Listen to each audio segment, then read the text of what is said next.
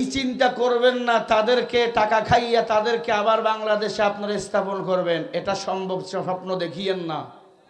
ছাত্ররা জীবন দিয়ে দেশ স্বাধীন করেছে, এদেশে কিয়ামত পর্যন্ত আওয়ামী লীগের কোনো নাম নিশানা থাকবে না, ঠিক কিনা? আমরা সবাই এই শেখ হাসিনার ফাঁসি চাই, নতুন ফিরাউনের ফাঁসি চাই। শেখ হাসিনার ফাঁসি দিতে হবে এবং বাংলার জমিনে দ্রুত এই ফাঁসি কার্যকর করতে হবে। কথা বলেন ঠিক না বে ঠিক মুসলমানেরা? অবশ্যই বাংলাদেশে নির্বাচন হবে, তবে নির্বাচন হবে ফ্যাসিস্টদের বিচার করাবার পরে, তার আগে কোনো নির্বাচন আমরা চাই না। কি কথা কয় না? দফা এক দাবি এক, আগে এদের বিচার তারপরে নির্বাচন। আগে পিলখানার হত্যার বিচার তারপরে নির্বাচন, আগে হেফাজতের কর্মী হত্যার বিচার তারপরে নির্বাচন। কারণ যে আলেমে রক্ত নিয়ে খেলে, কোরআনওয়ালাদেরকে যুদ্ধ অপরাধী বানায়, এর মতো পাপিষ্ট বেঁচে থাকার কোনো অধিকার নাই। কষ্ট হচ্ছে আপনাদের? হ্যাঁ, কষ্ট হইলে হোক। ভাইরা আমার, বাংলাদেশে কত প্রকার চুরি হয়, মসজিদও চুরি হয়। এই যে 560টা মসজিদ দেওয়া হয়েছে মডেল মসজিদ, এগুলা কার টাকা? সৌদি আরবের টাকা। কে নিয়ে এসেছিল? কোনো মন্ত্রী এমপি না, দেওবন্দের একজন আলেম এটা সৌদি আরব থেকে নিয়ে এসেছিল। 560টা মসজিদ এবং কন্ট্রাক্ট ছিল সৌদি আরবের বাদশাহ আবরার ফাহাদের নামে এই মসজিদগুলো হবে। সেই মসজিদগুলো শেখ হাসিনা নিজের বাবার নামে চালিয়ে দিয়েছে। ওই আলেমের নামটা উচ্চারণ হয় নাই, যিনি এত টাকা নিয়ে আসলো বাজেট করে। ওই আলেমের নাম যদি উচ্চারণ হইতো তাহলে রাবেয়া বসরি তো হাসিনা হইতো না। পট্টি মাথায় দিয়া মাঝে মাঝে যাইতো আর নিজেকে আবেয়ায় বসরি দাবি করত। এটা আসলে শয়তানে বসরি। কথা কয় না কেন? আল্লাহ আমার বাংলাদেশটাকে স্বাধীন করেছে, এই বাংলাদেশটাকে হেফাজত করেন। জোরে বলে না আমি, জোরে বলে না আমি। এরা কথায় কথায় বলতো খেলা হবে, কথা বলে না। কাহুয়া কাদের কথায় কথায় বলতো খেলা হবে, শামীম ওসমান কথায় কথায় বলতো খেলা হবে, কিন্তু আমরা তো তৈয়ার, ওরা এখন নাই। ওরা বলে আমরা পালাবো না। পালালি কেন? একটা বেঈমানের পিঠির চামড়া বাংলার মুসলমান রাখতো না। এদের খুঁজি পাইলে দেখতাম এদের চামড়া কত বেশি মোটা হয়েছে। কথা কয় না? কাউয়া কাদের কয়েকদিন আগে দেশ ছাড়ছে, শোনা যাচ্ছিল ক্যান্টনমেন্টে ছিল। সে পালাইলো কিভাবে জাতি জানতে চায়। কথা বলে না? একে কুত্তার মতো পিটানো দরকার ছিল। বাংলাদেশের সাধারণ মানুষকে জঙ্গি বানাইয়া কাঠগড়ায় তুলতো, ভালো ভালো মানুষগুলোকে জেলখানায় গ্রেপ্তার করে ঢুকাইতো, বিএনপি নেতাদেরকে ফুটবলের মতো লাথি মারত, বাংলাদেশ জামাত ইসলামের নেতা কর্মীদেরকে যুদ্ধাপরাধী বানাইতো, ঠিক কিনা? এই কাউয়া কাদেরকে জাতি দেখতে চায়। সে ভারতে পালালো কেমনে? ভারতেই থাকো, বাংলাদেশে স্বপ্ন দেখিও না, তাহলে কাউয়ার নারী ভুরি জমিনে খুঁজে পাওয়া যাবে না।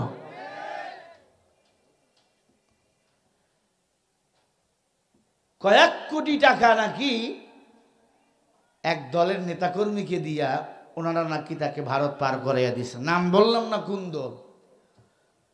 তবে এই চিন্তা করবেন না তাদেরকে টাকা খাইয়া তাদেরকে আবার বাংলাদেশে আপনারা স্থাপন করবেন, এটা সম্ভব স্বপ্ন দেখিয়েন না। ছাত্ররা জীবন দিয়ে দেশ স্বাধীন করেছে, এদেশে কিয়ামত পর্যন্ত আওয়ামী লীগের কোনো নাম নিশানা থাকবে না, ঠিক কিনা? আর কোন কাউয়া আবাইদুল কাদের যেন জন্ম না নেয়, আর কোন শামীম ওসমান যেন জন্ম না নেয়, আর কোন পলক যেন জন্ম না নেয়, আর যেন কোন সাহারা খাতুন জন্ম না নেয়, আর যেন কোন দীপুমণি বাংলাদেশে জন্ম না নেয়, ঠিক কিনা? আমার বাংলাদেশে যেন প্রতি বছরে আল্লামা দেলোয়ার হোসেন সাইদির উত্তরসূরিরা জন্ম নেয়। আমার বাংলাদেশে যেন বড় বড় ওলামা ইকরাম জন্ম নেয়। আমার বাংলাদেশ সোনার বাংলাদেশ, কোরআন সুন্নাহ দিয়ে যেন আবার স্বর্ণ পরিপূর্ণ হয়ে যায়। সারা বিশ্বে যেন বাংলাদেশ আবার মাথা উঁচু করে দাঁড়াতে পারে। কথা বলেন ঠিক না ব্যাঠিক? এটাই আমাদের দাবি। আমরা বাংলাদেশকে আর দুর্নীতিগ্রস্তদের তালিকায় দেখতে চাই না। কথা বলে না কেন? বিপদে পড়লে আমরা দোয়া ইউনুস পড়ি। বাংলাদেশ বিপদে পড়া ডক্টর ইউনুস স্যারকে দায়িত্ব দিছে। বিশ্বের দরবারে ইউনুস স্যার যেন বাংলাদেশটাকে উঁচু করে নেয়, এ দোয়ায় আমাদের থাকবে এবং সবাই সবাইকে সহযোগিতা করব। এখন কোনো আন্দোলন, এখন কোনো কিছু নাই। অবশ্যই বাংলাদেশে নির্বাচন হবে, তবে নির্বাচন হবে ফ্যাসিস্টদের বিচার করাবার পরে। তার আগে কোনো নির্বাচন আমরা চাই না। কি কথা কয় না? দফা এক দাবি এক, আগে এদের বিচার, তারপরে নির্বাচন। আগে পিলখানার হত্যার বিচার, তারপরে নির্বাচন। আগে হেফাজতের কর্মী হত্যার বিচার, তারপরে নির্বাচন। আল্লাহ আমাদের সঠিক বুঝদান করে। জোরে কয় না? চিল্লে এখন আমিন। একটু জিকির করেন লা ইলাহা।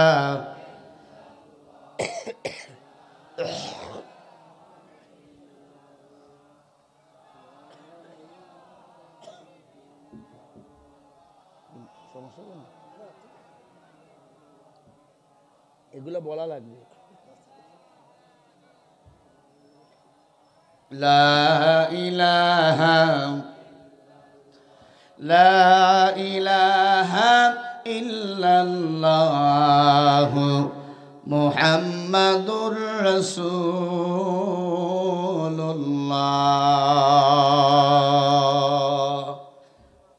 পড়েন সাল্লাল্লাহু আলাইহি ওয়াসাল্লাম। দ্বীনের জন্য যারা জীবন দেয়, কোরআনের জন্য যারা জীবন দেয়, এরা কি? কথা বলে না কেন? শহীদ কথাটা কার? জোরে বলেন। আল্লাহর কথা সত্য না মিথ্যা? কত পারছেন সত্য? যালিকাল কিতাবু লা রাইবা ফি হুদাল লিল মুত্তাকিন। আল্লাহ বলেন, আমি আল্লাহর কোরআনে কোনো সন্দেহ নাই, এই কোরআন যারা মানবে তারা হলো মুত্তাকিন। ইন্না লিল মুত্তাকিনা মাফাজা হাদাইকা ওয়া আ'নাবা ওয়া কাওয়াইবা আতরাবা ওয়া কা'সান দিহাকা। এ কোরআন মুত্তাকিনদের জান্নাতের রাস্তা দেখায়। এ কোরআন যারা মানে, এ কোরআন মানুষকে হেদায়েতের রাস্তা দেখায়া দেয়। এ কোরআন যারা মেনেছে তারাই আমার আল্লাহর জান্নাত পেয়ে গেছে। বেদরমির গণের সন্তান আবু বকর কোরআন মেনেছে, দুনিয়াতে 1 নম্বরে জান্নাতের টিকিট পেয়েছে। ঠিক না? কি হলো মুসলমানের? মুসলমানের সন্তান হইয়া কোরআন পড়ে না, হাদিস পড়ে না, নাটক পড়ে, নোবেল পড়ে, ইতিহাস বাতিহাস লাভ নাই। ইতিহাস পাতিহাস দিয়া লাভ নাই। ওই কবরে যদি বাঁচতে চাও কোরআন লাগবে। কোরআন হাদিস অনুযায়ী নিজের জীবন চলাইতে হবে। ক্বালা রাসূলুল্লাহ সাল্লাল্লাহু আলাইহি ওয়াসাল্লাম, তারাকতু ফীকুম আমরাইন লান তাদিল্লু মা তামাসসাকতুম বিহিমা কিতাবাল্লাহ ওয়া সুন্নাত রাসূলি। আল্লাহর নবী ডাক দিয়ে বলে, উম্মত, দুটো জিনিস তোমরা আঁকড়ে ধরো, মৃত্যুর পরে আমি নবী জান্নাতের জিম্মা তোমাদের নিয়ে নেব। 1 নম্বরে কোরআন, 2 নম্বরে সুন্নাহ। কোরআন সুন্নাহ মোতাবেক জীবন চালাও, আমি নবীর সাথে তোমরা জান্নাতে থাকবা। যারা কোরআন দিয়া জীবন চালাবে তারা কোরআনওয়ালা একজন নেতাকেই সাপোর্ট করবে।